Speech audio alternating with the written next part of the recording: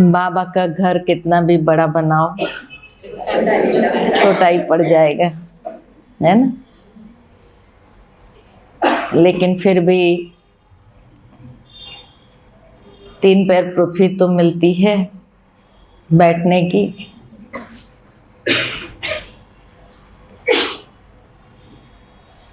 बाबा ने वर्तमान समय के अनुसार अभी हम बच्चों को जो समय का इशारा देते हुए जिस बात के ऊपर विशेष अटेंशन रखने की प्रेरणा दी है, लगातार बाबा की 2-3 मुरलियों के अंदर इस सीजन की बाबा ने विशेष यही प्रेरणा दी है कि बच्चे व्यर्थ से मुक्त हो जाओ,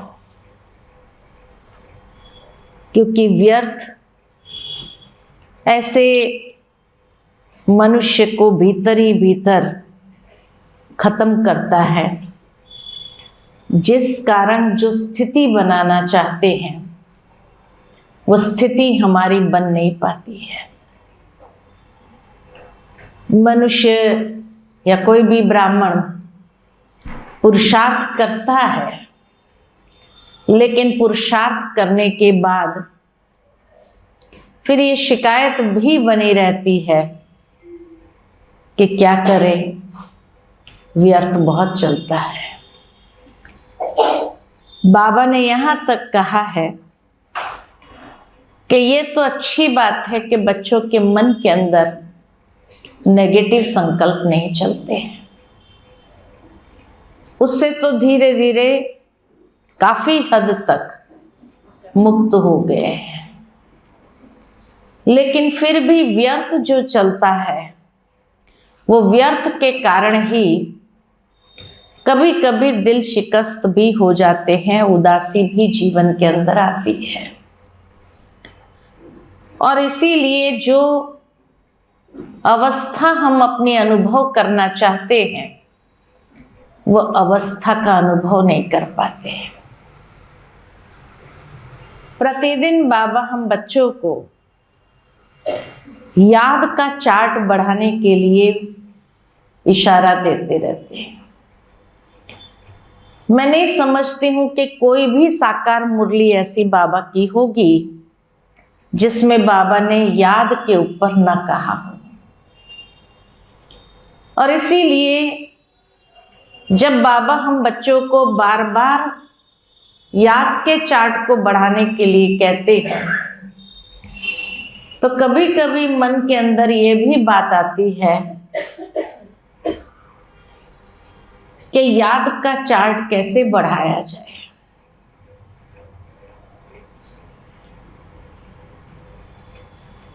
बाबा की याद सहज सरल स्वाभाविक रीति से आ जाए, उसके लिए क्या करें। तो 2 बातें बाबा ने जरूर कही है मुरली के अंदर। एक तो ये कहा है कि देह अभिमान के वश जब हो जाते हैं तो याद हमारी समाप्त हो जाती है। और दूसरा, उसके लिए जो विधि बाबा ने बताई कि बच्चे देही अभिमानी बनो। देही अभिमानी बनो या आत्माभिमानी बनो, तो दोनों एक ही है या अलग है? देही अभिमानी आत्मा अभिमानी दोनों एक ही है या अलग है? अलग अलग है। दोनों में क्या अंतर है, कोई बताए? देही अभिमानी किसको कहते हैं, आत्म अभिमानी किसको कहते हैं?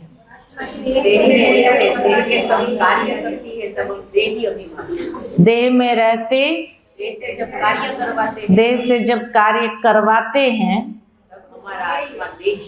तब हम देही अभिमानी स्थिति में हैं। और आत्म अभिमानी स्थिति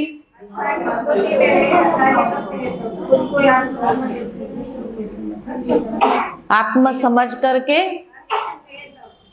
आत्मा समझ कर कार्य करेंगे तो देही अभिमानी हो गए ना।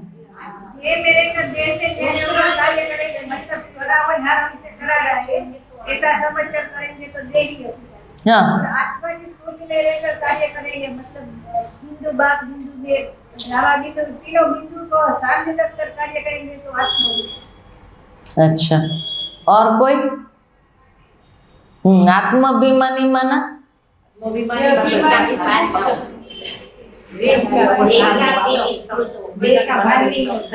ऐसा है कि जब हम योग में बैठते हैं, अपनी कर्मेंद्रिय को समेट लेते हैं, कर्मेंद्रिय से कार्य नहीं करते, उस समय आत्माभिमानी। जब कर्म में आते हैं, कर्मेंद्रिय का प्रयोग करते हैं और उस समय बाबा की याद में रह करके कर्म करते हैं, वो देही अभिमानी। उसको और अच्छे से क्लैरिफाई अगर मैं करूं समझने के हिसाब से, तो जब हम योग में बैठते हैं तो उस वक्त कर्मेंद्रियां समेट लिया, और समेट लिया तो उस समय आत्म स्थिति में स्थित हो जाते हैं। आत्मा अपने स्वधर्म में स्थित हो जाती है, और जैसे ही स्वधर्म में स्थित हो गई, अर्थात आत्मा के जो 7 गुण हैं, वो 7 गुणों के स्मृति स्वरूप होना,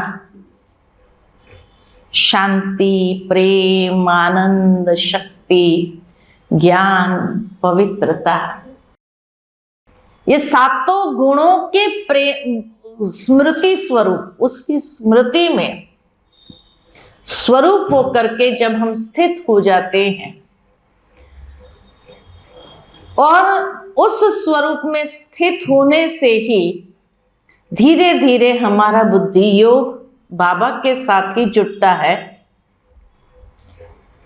तो बाबा की शक्तियों को भी महसूस करते हैं। इसको कहते हैं आत्म अभिमानी। सिंपल अगर उदाहरण मैं आपको दूं कि जैसे कोई व्यक्ति देह अभिमान में है, कैसे पता चलता है? कोई व्यक्ति देह अभिमान में है और आपके साथ व्यवहार करता है, या चलो उसने व्यवहार भी नहीं किया, चुप रहा, और उससे आप कह देते हैं, कमेंट पास कर देते, बड़ा अभिमानी है। कैसे पता चला अभिमानी है? चेहरे में लिखा होता है कि क्या मैं अभिमानी हूं? कैसे पता चला? हाव भाव में क्या होता है? क्या होता है हाव भाव में? क्या होता है? हाँ, कोई भी विकार के वशीभूत हो जाता, और हाँ, मैंपन आ जाता है, और कर्मेंद्रिय के वशीभूत होता है।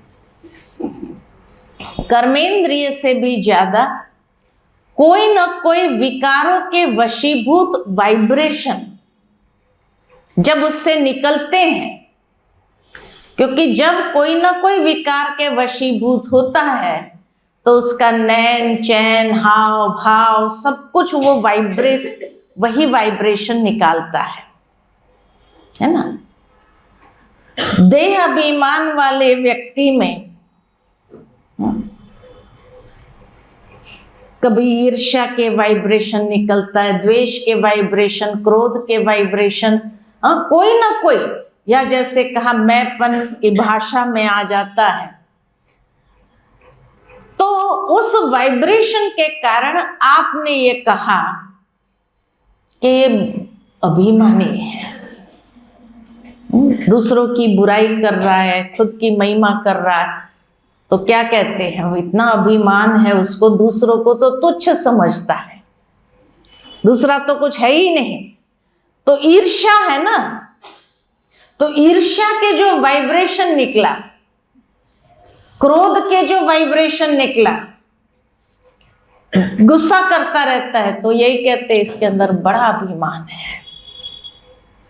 तो जहां पर भी कोई भी कमजोरी के वाइब्रेशन हमारे नैन चैन हाव भाव कर्म वाणी वृत्ति से निकलते हैं, उसको कहते हैं देह अभिमानी, बॉडी कॉन्शियस।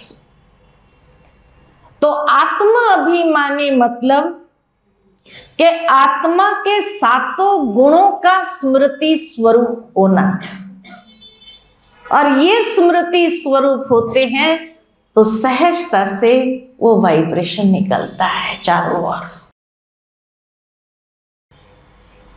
और इसीलिए बाबा कई बार कहते हैं कि बच्चे, जब आप योग में एकदम एकाग्र होकर के बैठो,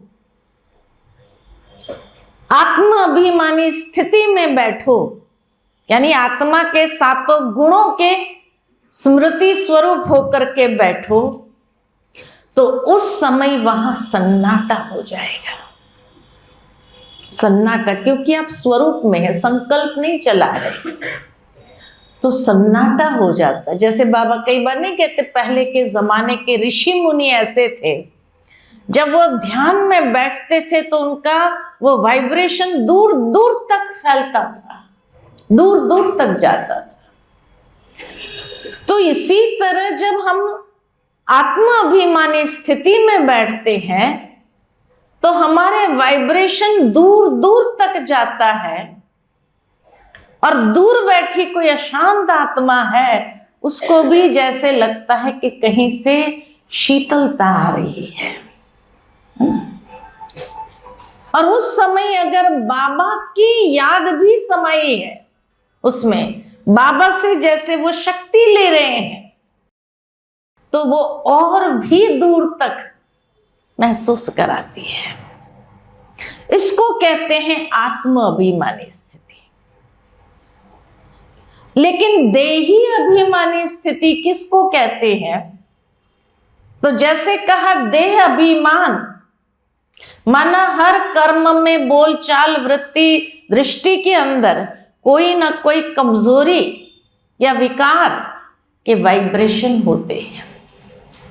ठीक इसी तरह देही अभिमानी मतलब कर्म कर रहे हैं हम अपनी कर्मेंद्रिय से, लेकिन हमारे नैन चैन हाव भाव जो हमने आत्म अभिमानी होकर के अपने अंदर सातों गुणों की शक्ति जमा की, तो वो धीरे धीरे एक एक इंद्रिय द्वारा प्रवाहित होती है। शांति से, प्रेम से, आनंद में स्थित होकर के, जैसे हम कर्म कर रहे हैं, बात कर रहे हैं, बहुत प्यार से किसी से बात कर रहे हैं। जैसे दुनिया में भी कोई बहुत मृदुभाषी होते हैं तो क्या कहते हैं, ये तो जैसे देवता जैसा है, बात करेंगे तो भी देवता जैसे हैं। तो कर्मेंद्रिय से वो ऊर्जा प्रवाहित होने लगती है सातों गुणों की, उसको कहते हैं देही अभिमानी स्थिति। कि जहां गुणों के आधार से ऊर्जा फैलती है हमारे अंदर से। जैसे कोई टेंशन वाला होता है, उसने आपको सुनाया भी नहीं कि उसका क्या टेंशन है, लेकिन उसका चेहरा देखकर कहेंगे बड़ा टेंशन में लग रहा है। और कोई अगर परिचित होता है तो आप उसको पूछते भी क्या बात है, क्यों इतना टेंशन में लग रहे हैं, वो कितना भी छुपाने का प्रयत्न करे कि नहीं नहीं कोई टेंशन नहीं, तो क्या कहेंगे, आपका चेहरा बता रहा है आप टेंशन में है, कहेंगे ना, क्योंकि वो वाइब्रेशन प्रवाहित हो रहा है। ठीक इसी तरह आत्मा के सातों गुणों को प्रवाह में ले आना हर इंद्रिय से, उसको कहते हैं देही अभिमानी स्थिति। अच्छा, विदेही किसको कहते हैं?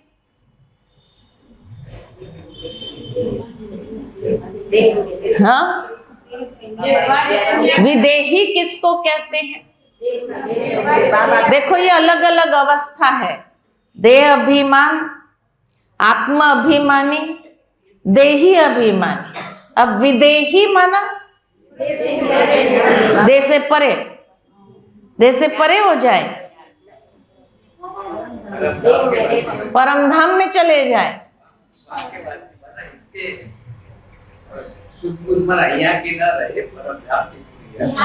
विदेही उसको कहते हैं राजा जनक। राजा जनक विदेही था, वो निराकारी नहीं था, कर्म में था, लेकिन न्यारा और प्यारा। मालिक बनकर के कर्म कराना, हर कर्म में मालिक बनकर के कराने वाला। बाबा करण करावनहार है, मैं इंद्रियों द्वारा कराने वाला हूं। मैं भी मालिक हूं इस देह और इंद्रियों के। न्यारा होकर के कर्म कराना, जिसको बाबा दूसरे शब्द में कहते हैं गृहस्थी बनकर नहीं, ट्रस्टी बनकर कराना। और राजा जनक की कहानी तो आपको मालूम होगी। कौन सी कहानी? अष्टावक्र की कहानी मालूम है ना, कि अष्टावक्र से उसने कहा मुझे 1 सेकंड में जीवन मुक्ति का ज्ञान दो। तो उसने कहा ठीक है, मैं समय आने पर आपको दूंगा। सभा बर्खास्त हो गई।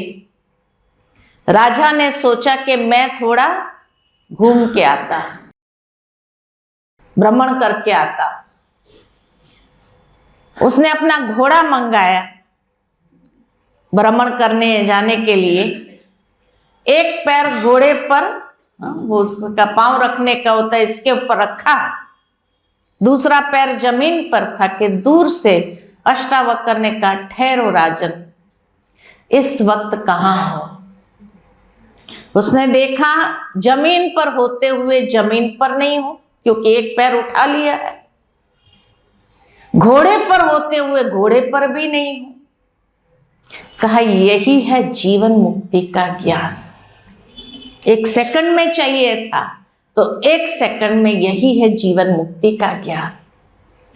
कि गृहस्थ में होते हुए भी गृहस्थ के जंजाल से, माया से, मोह माया से अपने आप को डिटैच कर देना, न्यारा कर देना, यही है जीवन मुक्ति का ज्ञान। जैसे लक्ष्मी नारायण थे गृहस्थी, लेकिन मोह माया में नहीं थे। जीवन मुक्त स्थिति का ज्ञान तो यही है। बाबा भी हमें लक्ष्मी नारायण जैसा बनाते हैं उस दुनिया में जाने के लिए, तो वो संस्कार तो अभी से विकसित करना पड़ेगा। रहना भी उधर ही है, छोड़ना भी नहीं है सन्यासियों की तरह। रहना भी अपने गृहस्थ में है, लेकिन न्यारे और प्यारे होकर के रहना, इसको कहते विदेही। इसीलिए दिखाते हैं कि राजा जनक के पास एक बार एक सन्यासी आया। उसने राजा से कहा मैंने तो सब कुछ छोड़ दिया, संन्यास कर लिया, लेकिन फिर भी मेरे अंदर स्थिरता नहीं आई है, मन की स्थिरता नहीं आई है। मैं कैसे मानूं कि इतनी भौतिकता के बीच में आप रह रहे हैं, फिर भी आप विदेही हैं? मैं कैसे मानूं? तो राजा जनक ने कहा प्रश्न तो बहुत अच्छा किया है, ठीक है मैं उसका उत्तर देता हूं आपको, लेकिन तब तक मुझे अपना कारोबार समेट करके आने दो। लेकिन तब तक आप क्या करेंगे?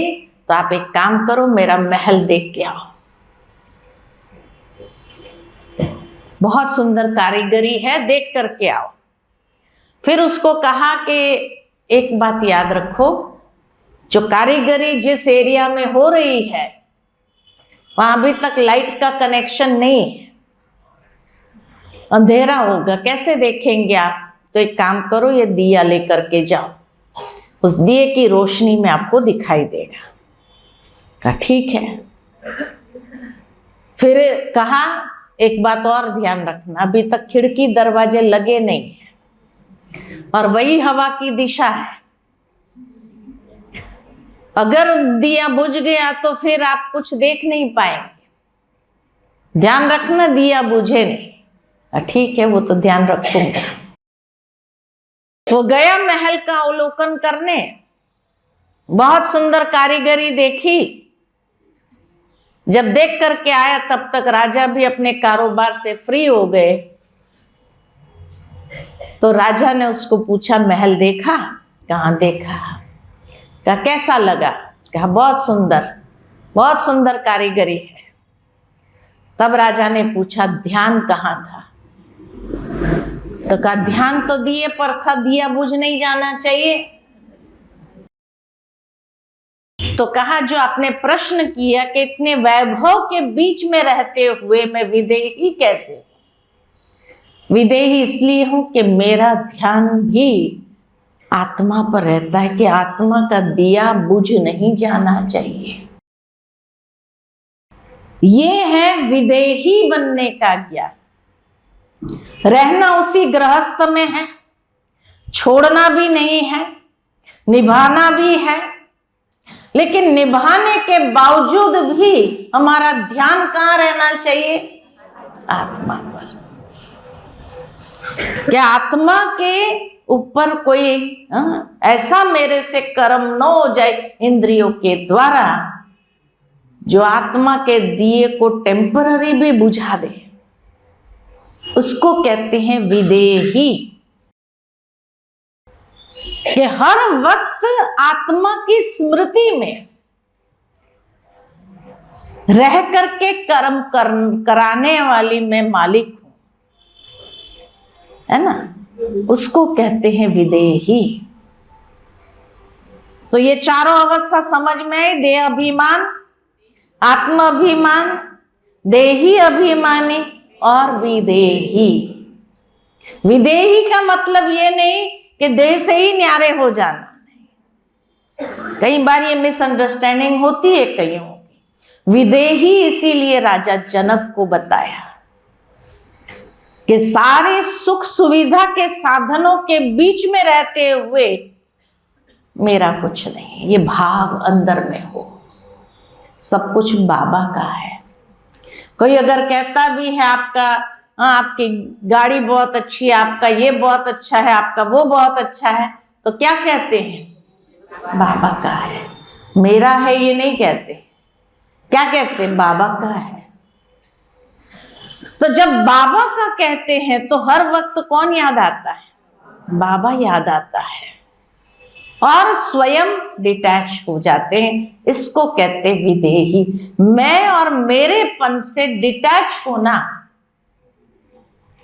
वो है विदेही। अच्छा, उसके बाद फरिश्ता और अव्यक्त, दोनों में कोई अंतर है? अव्यक्त स्थिति और फरिश्ता स्थिति में कोई अंतर है?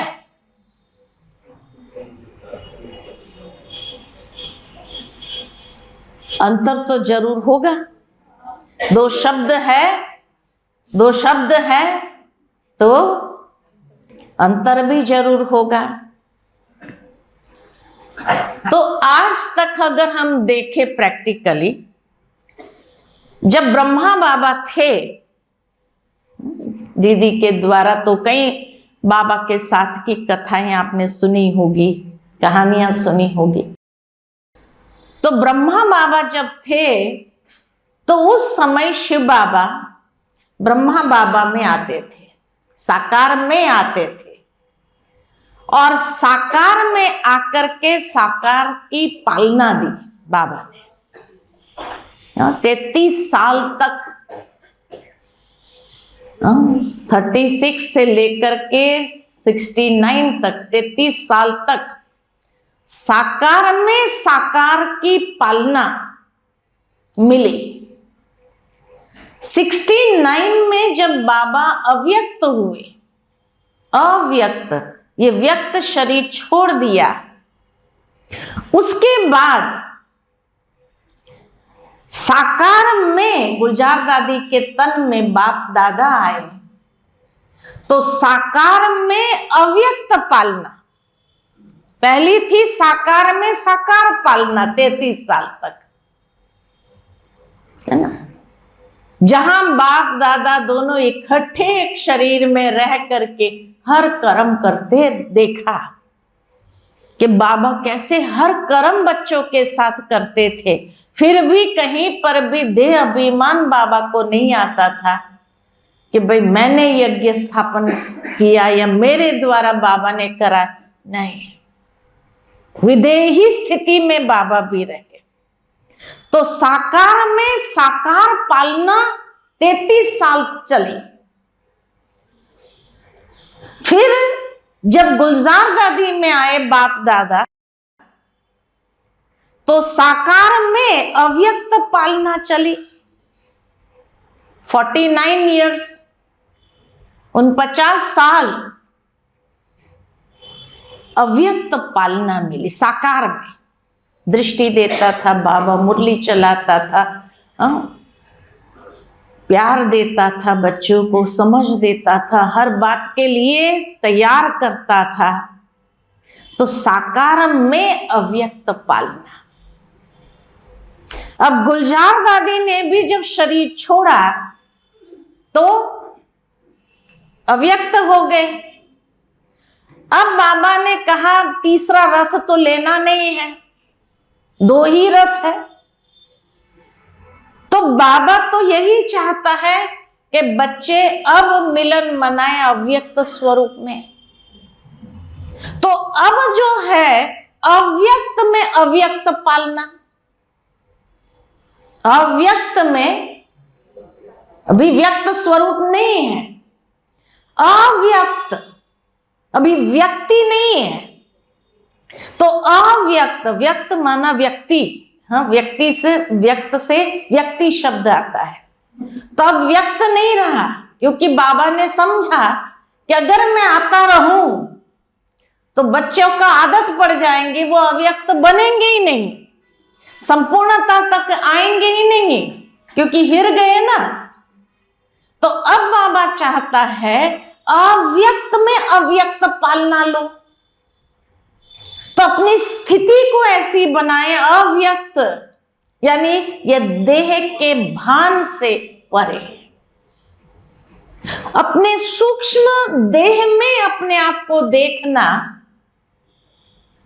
ये स्थूल देह में एक सूक्ष्म देह भी है, जो आत्मा उस आकार को लेकर के आती है, प्रवेश कर, जब भी यहां से जाती है तो उस आकार के आकृति में जाती है। जैसे कोई देह छोड़ता है तो आकृति, वही आकृति होती है, जैसे ये आकृति है वैसी ही आकृति होती है, जो कई बार कईयों को छाया जैसी दिखाई देती है, महसूस कराती है। ठीक इसी तरह अव्यक्त होकर के, तो जब योग में बैठते हैं तो देह के भान को भूल जाओ, अव्यक्त। और अव्यक्त होकर के फिर जैसे हम सूक्ष्म वतन में जाते हैं, बुद्धि से सूक्ष्म वतन में जाओ और वहां पर हर एक का संपूर्ण फरिश्ता स्वरूप है ना। जैसे आपने कहानियां सुनी होगी कि जब ब्रह्मा बाबा साकार में थे, तो जब संदेश पुत्रियां जाती थी वतन में, तो वहां संपूर्ण फरिश्ता ब्रह्मा से मिलती थी और उनसे संदेश लेकर के आती थी। तो जब उन्होंने आकर के वो सुनाती थी कि बाबा ऊपर भी एक ब्रह्मा बाबा है, बिल्कुल आपके जैसा ही दिखता है, लेकिन हाँ, उसमें से बहुत लाइट निकलती है। तो उस समय तक तो ब्रह्मा बाबा को भी मालूम नहीं था कि वो कौन है। तो बाबा कई बार कहते थे बच्चों को, जो संदेश पुत्रियां होती थी, कि उसको पूछ के आना वो कौन है, जो मेरे जैसा ही है, वो कौन है। तब ब्रह्मा ऊपर वतन से ये मिला संदेश कि मैं उसी का संपूर्ण स्वरूप, वो पुरुषार्थी स्वरूप है, नीचे जो है वो पुरुषार्थी स्वरूप है, और मैं संपूर्ण स्वरूप, फरिश्ता स्वरूप। तब ब्रह्मा बाबा को भी जब समझ में आया, तो ब्रह्मा बाबा ने भी अपना पुरुषार्थ, जो 2:30 बजे उठ करके बाबा पुरुषार्थ करता था, और वो संपूर्णता माना ये स्वरूप उस स्वरूप में मर्ज हो जाए। तो एक बार हमने गुलजार दादी से पूछा था, गुलजार दादी जब वतन में गए थे तो संदेश लेकर के आए, तो उस समय दादी ने सुनाया कि बाबा ने सभी बच्चों को इमर्ज किया। तो मैंने दादी से पूछा, दादी फिर आपने हमको देखा था ऊपर में, बाबा इमर्ज करता है सभा, तो आपने हमको देखा था? तो दादी ने बहुत अच्छी बात कही कि देखो, ऊपर जो सभा होती है ना, वो आप सबके संपूर्ण स्वरूप की होती है। जैसे ब्रह्मा बाबा का नीचे पुरुषार्थी स्वरूप, ऊपर संपूर्ण स्वरूप होता है, ऐसे हम सबका भी सूक्ष्म वतन में संपूर्ण फरिश्ता स्वरूप है। तो जब बाबा सभा दिखाता है तो वो संपूर्ण स्वरूप की दिखाता है। तो संपूर्णता के जो फीचर्स है वो ऐसे नहीं होते हैं, वो लाइट लाइट वाले होते हैं, बहुत जैसे चमकीली लाइट हर एक से निकलती है। उसको कहते हैं फरिश्ते, जो उड़ते हैं, हल्के होते हैं। तो जब हम योग में बैठते हैं, तो जब हम ये देह से, व्यक्त देह से डिटैच होते हैं और मन बुद्धि से अपने उस सूक्ष्म स्वरूप द्वारा ऊपर जाते हैं, और फिर वहां पर ये चमकीला ड्रेस जो संपूर्ण स्वरूप है उसमें प्रवेश करते हैं, फरिश्ता स्वरूप में हम अपने आप को देखते हैं।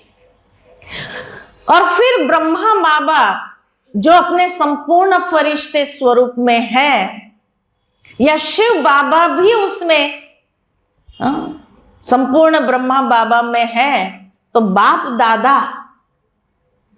उसके साथ मिलन मनाते हैं।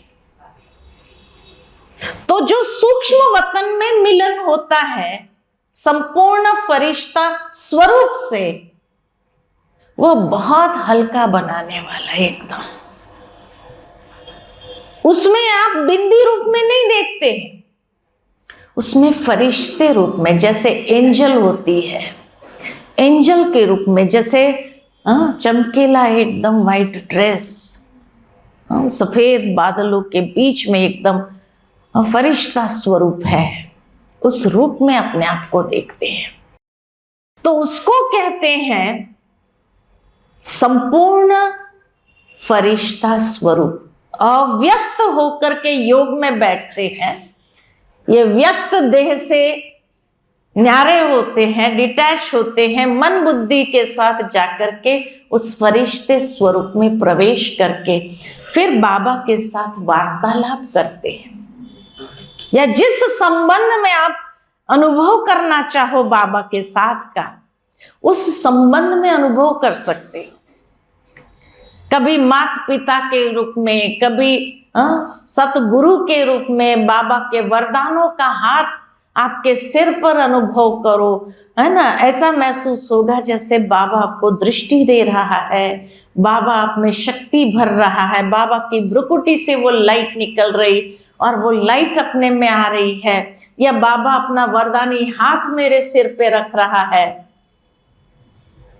ये अनुभव करो। आपको जो दिल की बात करनी है ये फरिश्ते स्वरूप में हो सकती है, देही अभिमानी स्थिति में नहीं होंगी। वहां साथ का अनुभव होगा, बाबा मेरे साथ साथ है। करण करावन हर बाबा करा।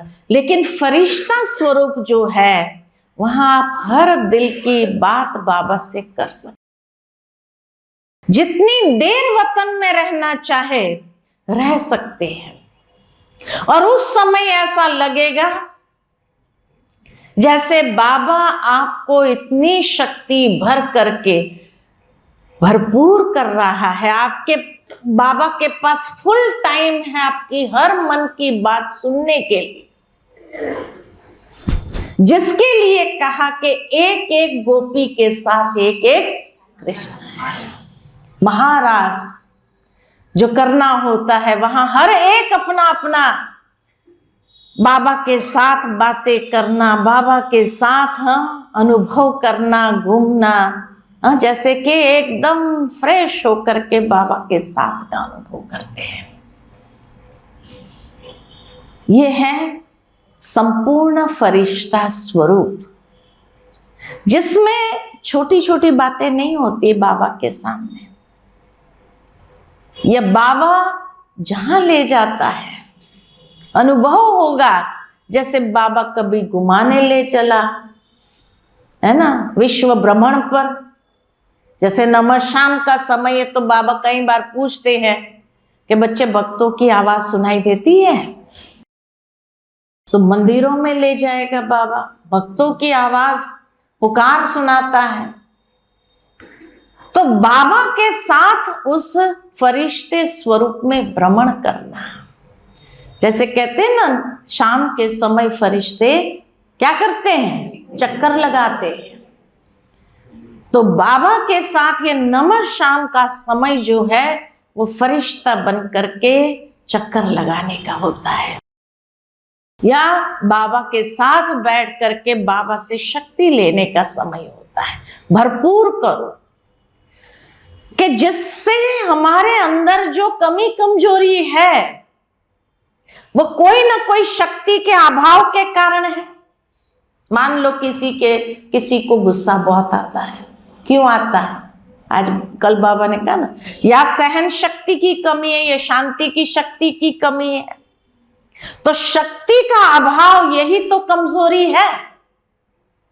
कमजोरी कैसे आई? शक्ति का अभाव, शांति की शक्ति की कमी या सहन शक्ति की कमी, वही क्रोध यानी कमजोरी है।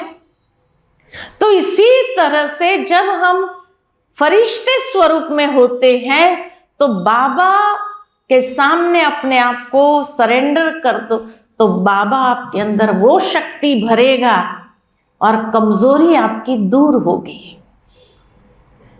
जो शक्ति का अभाव है, भक्ति मार्ग में भी हमने क्या कहा? भगवान के मंदिर में जाकर क्या कहा? हे प्रभु शक्ति दो, यही कहा। अब किसी से लड़ाई करने की शक्ति थोड़ी मांगी। भक्ति मार्ग में भी हर कोई अपने इष्ट के पास गया तो क्या मांगा? शक्ति दो प्रभु, शक्ति दो। क्योंकि अनजाने पद में भक्ति में भी हम समझते थे मेरे अंदर ये कमजोरी है और इस कमजोरी से मुझे मुक्त होना है। तो शक्ति का स्रोत तो भगवान ही है, ये समझा। ज्ञान न होते हुए भी ये समझा कि शक्ति का दाता तो परमात्मा है। भले परमात्मा का परिचय नहीं था, लेकिन फिर भी हमने उसको सर्वशक्तिमान समझ करके उसी से शक्ति मांगी। अब यहां मांगना नहीं है, लेकिन उस शक्ति के स्रोत के सामने जैसे बाबा के सामने खड़े हो जाओ। बाबा की दृष्टि से, बाबा की भ्रुकुटी से जैसे लाइट और माइट की किरणें निकल करके मुझ में समा रही है और धीरे धीरे वो कमजोरी मेरी दूर हो रही है।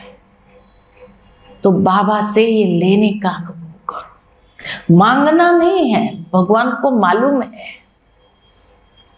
वर्णन भी नहीं करना है कि मेरे अंदर गुस्सा बहुत है, मेरे अंदर ये बहुत है, वो बहुत है, बाबा शक्ति दो। हम भगत थोड़ी है जो मांगेंगे। अभी अब तो अधिकार है, बाबा के सामने उस स्थिति में चले जाओ फरिश्ते स्वरूप में, तो बाबा अपने आप भरपूर करेगा, वरदानों से भरपूर करेगा। बाबा का वरदानी हाथ अनुभव करो, समझा? तो अव्यक्त और फरिश्ता। उसके बाद जैसे जैसे परमधाम की ओर जाते तो वो फरिश्ता स्वरूप भी छोड़ देते हैं, और फरिश्ता स्वरूप छोड़ करके जब परमधाम जाते हैं निराकारी स्वरूप में। अब निराकारी, अशरीरी और बीज स्वरूप, ये तीनों में भी अंतर है। ये तीनों में क्या अंतर है कि निराकार माना बिल्कुल जैसे पहला अशरीरी आए, जहां ये फरिश्ता शरीर भी नहीं है, उससे भी अशरीरी हो गए। फरिश्ता शरीर हमें इसलिए चाहिए क्योंकि हम देह में रह करके बातचीत करने के अभ्यासी है ना, तो बाबा के साथ भी बातचीत करने के लिए हमें देह की आवश्यकता। तो वो फरिश्ता स्वरूप जो है वो देह है, जिससे हम लाइट के देह के माध्यम से हम बातचीत करते हैं। तो जब हम अशरीरी बनते हैं, माना उस देह को भी हमने छोड़ दिया, और जैसे उस देह को भी छोड़ दिया तो अपनी निराकारी स्थिति में आ गए, निराकारी स्वरूप में। और निराकारी स्वरूप होकर के मैं आत्मा उस परमधाम में जाती हूं, और परमधाम में उल्टा वृक्ष है, तो वहां पर आत्माओं का झाड़ है ना। बाबा कहते हैं ना, आज भी मुरली में कहा ना बाबा ने कि झाड़ के अंत में भी प्रजापिता ब्रह्मा खड़ा है। खैर वहां कोई आकृति नहीं है, वहां खाली बिंदी बिंदी बिंदी स्टार के रूप में दिखाई देता है। तो उल्टा झाड़ है जहां बाबा बीज रूप है, उस झाड़ का बीज बाबा है, और बाबा बहुत पावरफुल है। बीज के अंदर जैसे सारे वृक्ष का तत्व समाया हुआ है, शक्ति समाई हुई है, जो उस वृक्ष को समय प्रति समय अपनी शक्ति देता है। तो मैं वहां बीज के बाजू में बैठ जाती हूं, और जब बीज के बाजू में बैठ जाते हैं तो बाबा की सकाश मुझे प्राप्त होने लगती है, और उस सकाश से मैं आत्मा भी अपने बीज स्वरूप में, जिसमें 84 जन्मों का जो पार्ट है वो एकदम समेट करके एक बीज में समा जाता है। तो वो बीज कितना पावरफुल होगा, सोचो, बीज कितना पावरफुल।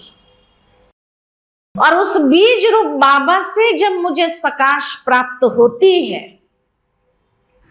तो बीज से बीज का जब संबंध होता है तो उसको बहुत सारी शक्तियां मिलती है। एक बार हमने गुलजार दादी से पूछा था कि दादी, एक होता है लाइट माइट, कि भाई परमधाम में बाबा से लाइट और माइट की किरणें मिलती है, और दूसरा जो बाबा कई बार मुरली में कहते हैं, बच्चे सकाश लो या सकाश दो किसी को। तो सकाश और लाइट माइट में क्या अंतर है? तो दादी ने बहुत अच्छी बात सुनाई थी कि सकाश के अंदर 7 बातें होती हैं। जैसे सूर्य के अंदर उसकी किरणें आती है, वो उसकी लाइट माइट है। लेकिन उसी सूर्य को किरण को आप वो प्रिज्म से अगर पास करो तो 7 रंग निकलते हैं। जो बरसात के दिनों में आप इंद्रधनुष देखते हैं, तो इंद्रधनुष क्या होता है? इंद्रधनुष अर्थात कि जो बूंद ऊपर से गिरती है, वो बूंद से वो जब सूर्य की रोशनी गुजरती है, उस बूंद से जब गुजरती है तो 7 रंग फैला देती है। तो इतनी सारी बूंदों से जब वो सूर्य की रोशनी फैलती है तो वो 7 रंग का इंद्रधनुष बना देती है। इसलिए आपको बरसात के दिनों में इंद्रधनुष कि जब आप देखेंगे कि एक तरफ सूर्य भी चमक रहा है, एक तरफ बारिश भी गिर रही है, तो सामने इंद्रधनुष दिखाई देगा, क्योंकि वो सूर्य की किरणें उस बूंद से जब पास होती है या बूंद से जब ये होती है तो उसका 7 रंग का कलर जो होता है। ठीक इसी तरह बाबा को जब हम याद करते हैं तो बाबा की लाइट माइट की किरणें होती है।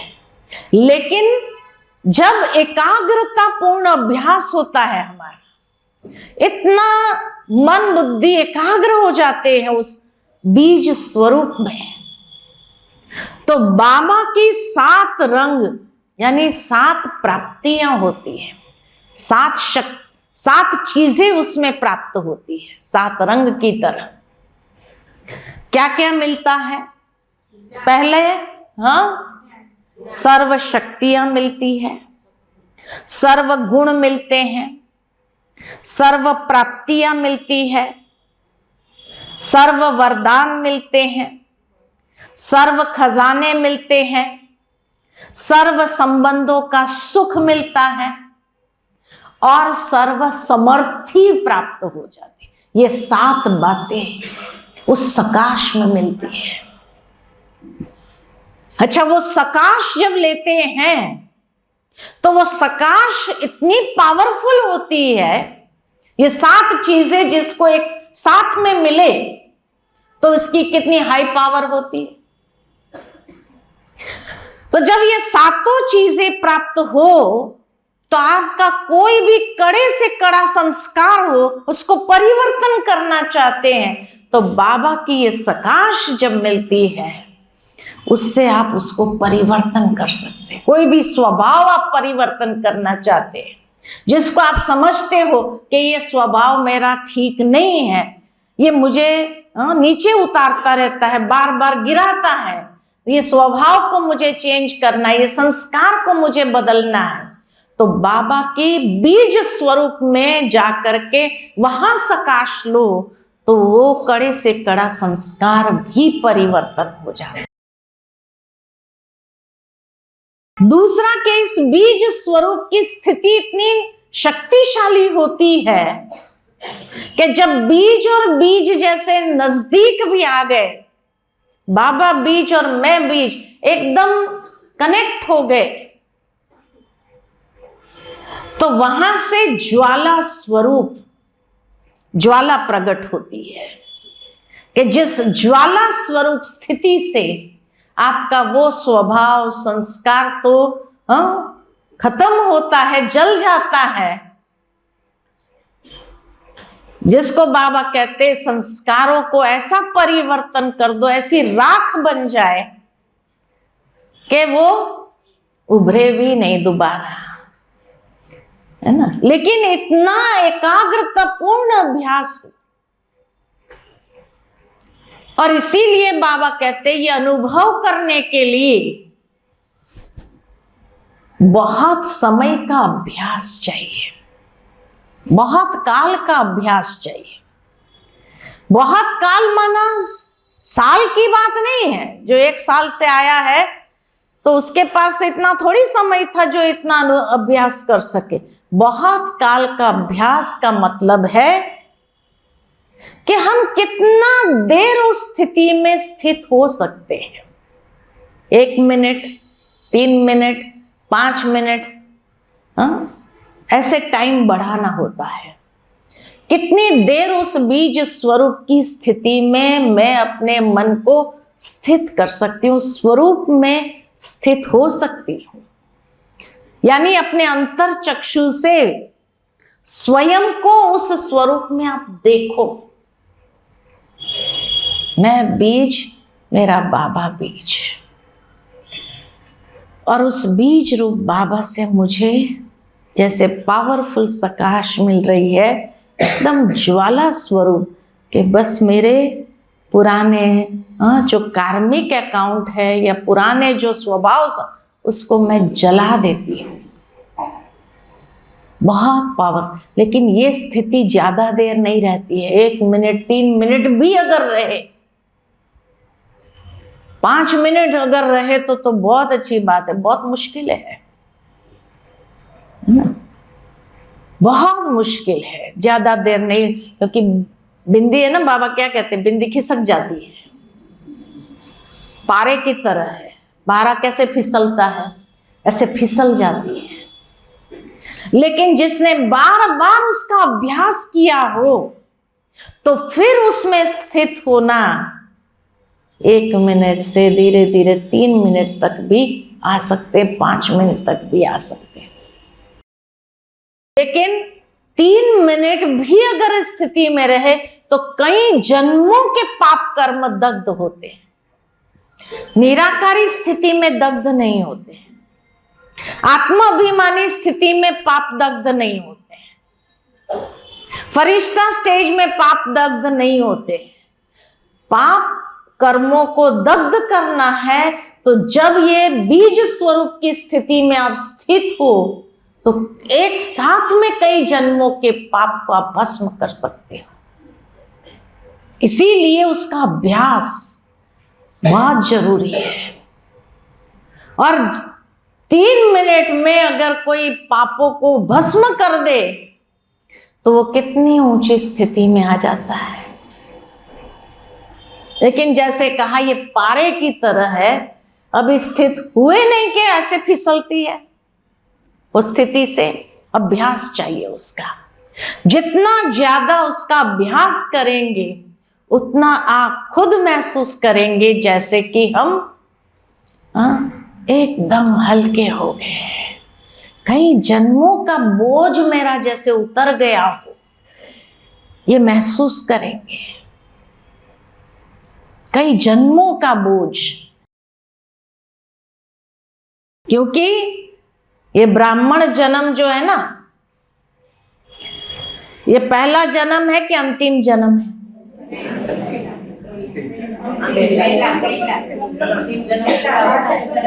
ब्राह्मण जन्म पहला जन्म है कि अंतिम जन्म है?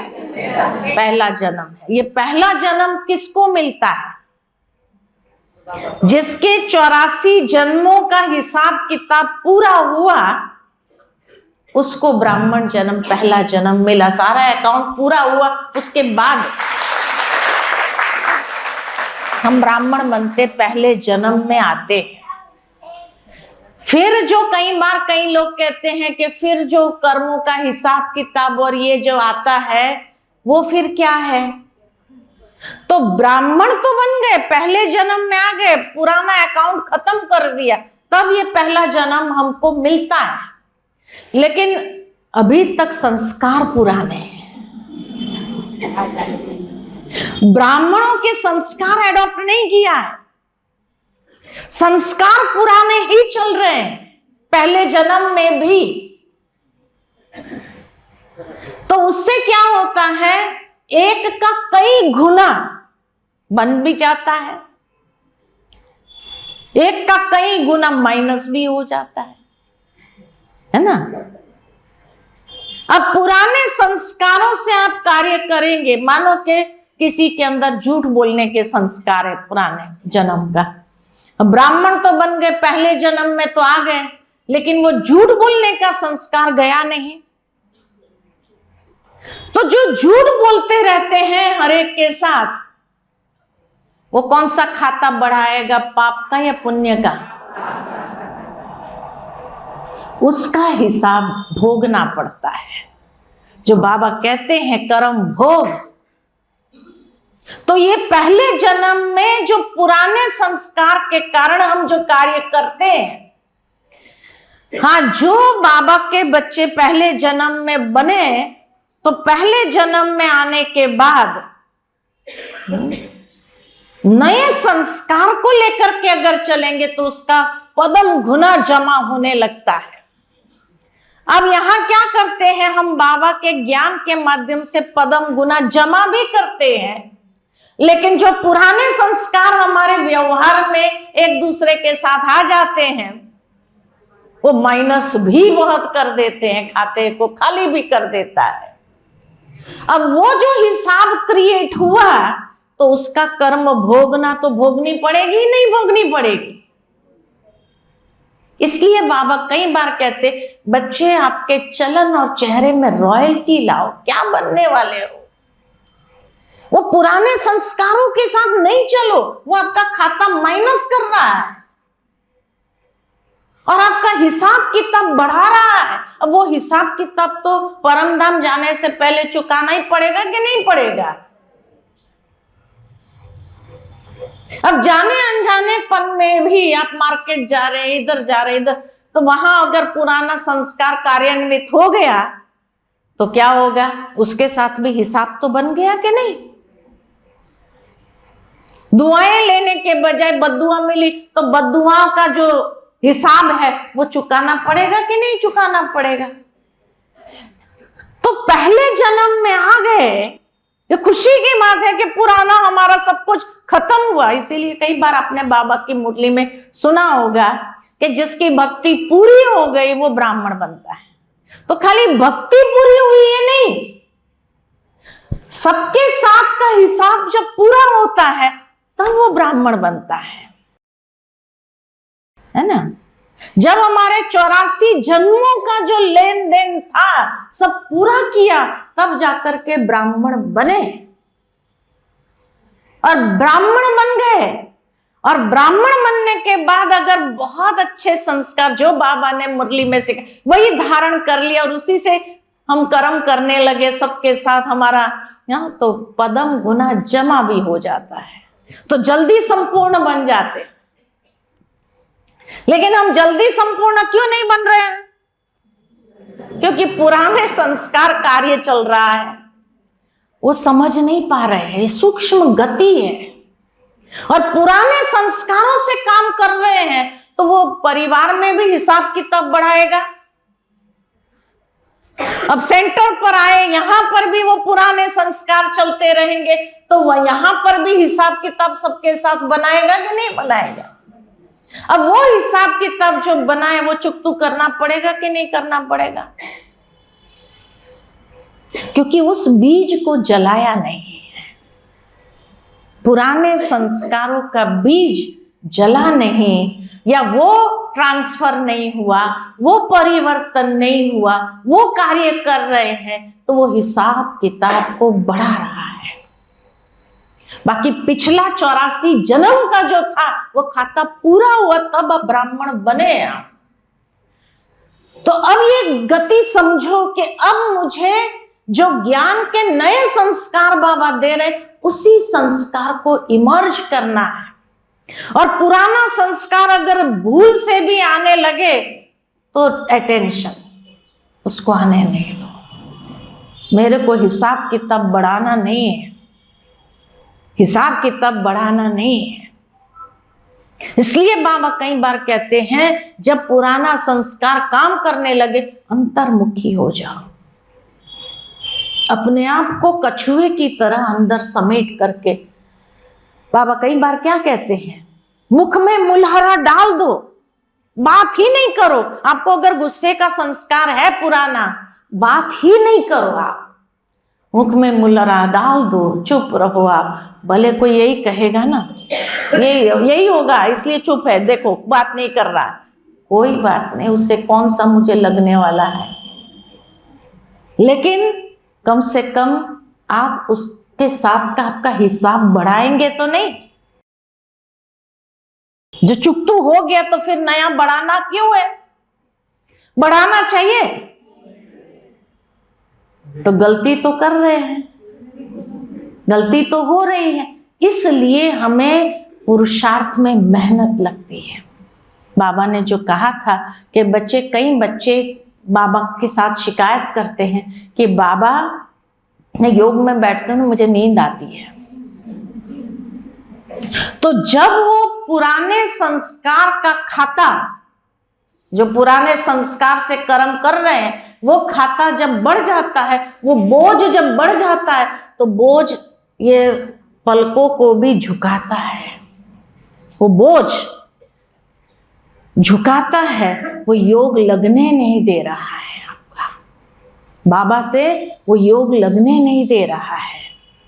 इसलिए बाबा को रहम आता है बच्चों के प्रति, और बाबा कहते बच्चे ये पुराने संस्कारों को खत्म करो ना अभी तो।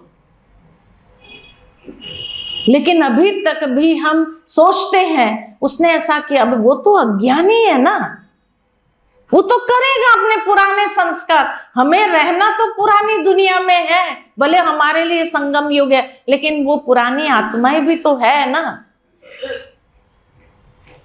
इसीलिए बाबा कहते कोई अगर आपके साथ बुरा व्यक्ति, उसको शुभ भावना शुभ कामना दो। आप अपना हिसाब उसके साथ बढ़ाओ नहीं, वो बोझ अपने ऊपर नहीं चढ़ाओ, लेकिन आप शुभ भावना शुभ कामना देकर खत्म करो। चलो जो बन गया थोड़ा बहुत बोल लिया, उसके बाद आप योग करके उस आत्मा को शुभ भावना शुभ कामना दे करके वो हिसाब चुका दो जल्दी, क्योंकि प्राप्ति भी एक का पदम गुना है तो माइनस भी एक का पदम गुना हो जाएगा कि नहीं? हो जाएगा, नहीं हो जाएगा। इसलिए वो योग लगने नहीं देता है। इसलिए जितना हो सके मुख में मुलरा डाल दो, आर्ग्यूमेंट में आओ ही नहीं, मौन हो जाओ, बाबा को याद करो, उसके प्रति शुभ भावना रखो, बाबा इस आत्मा को भी सद्बुद्धि मिले। आप बोलेंगे नहीं तो वो फिर आप ही शांत हो जाएगा, लेकिन आप भी जवाब देंगे उसको, उसने जवाब दिया, आपने जवाब, तो ये बढ़ेगा, और बढ़ेगा तो आपका कार्मिक अकाउंट बढ़ रहा है। अब वो बढ़ा कार्मिक अकाउंट वो चुकाना तो पड़ेगा कि नहीं पड़ेगा? चुकाने समय तकलीफ होगी या नहीं होगी? बहुत होती है। इसलिए आज से लेकर के मुख में मुलरा डाल दो और उस आत्मा को क्या करो? शांति का दान, हाँ, शक्ति का दान, शुभ भावना शुभ कामना देना चालू करो। क्षमा मांग लो। मान लो किसी से आपका हो गया, तो फिर फरिश्ता बन करके वतन में उस आत्मा को भी मर्ज करो बाबा के सामने और उसे क्षमा मांग लो, सॉरी मांग लो। यहां भी अगर हो जाता है आप सॉरी कर लो। सॉरी करने वाले भगवान को प्रिय लगते हैं। देह अभिमान छोड़ करके सॉरी करना पड़ता है ना, देह अभिमान तो छोड़ना पड़ेगा। इसलिए लोगों ने क्या किया, सॉरी करने का तरीका कितना अच्छा अपनाया। खास करके जैन धर्म में मिच्छामी दुक्कडम कर देते हैं, सारे साल में जो कुछ वो हो गया सॉरी, इकट्ठा सॉरी कर दिया, लेकिन उससे सॉरी होता नहीं। लेकिन उस समय आप कह दो, रियलाइज करते हुए उस आत्मा से सॉरी कर लो कि क्षमा कर देना, मेरे से हो गया। हाँ, तो देखो उस समय वो भी पिघल जाता है। जैसे आपका बच्चा अगर बहुत तूफान करता है, आपने थप्पड़ मारी उसको, ये किया, फिर वो आकर के आपसे सॉरी करता है, तो आप कितना प्यार करेंगे? करेंगे या नहीं करेंगे? तो आप जब किसी को देह भान को छोड़ करके सॉरी करते हो, तो बाबा कितना प्यार देगा आपको, बोलो? बहुत प्यार देगा ना। वो बच्चे बाबा को भी प्रिय लगते हैं। इसलिए बाबा कहते बच्चे चार्ट लिखो कि दिन के अंत में देखो कि आज मैंने कोई गलती तो नहीं किया है, किसी के साथ का हिसाब तो नहीं बनाया है, ये आप चेक करो और चेक करके इसको समाप्त करो। ठीक है, तभी चले योग में।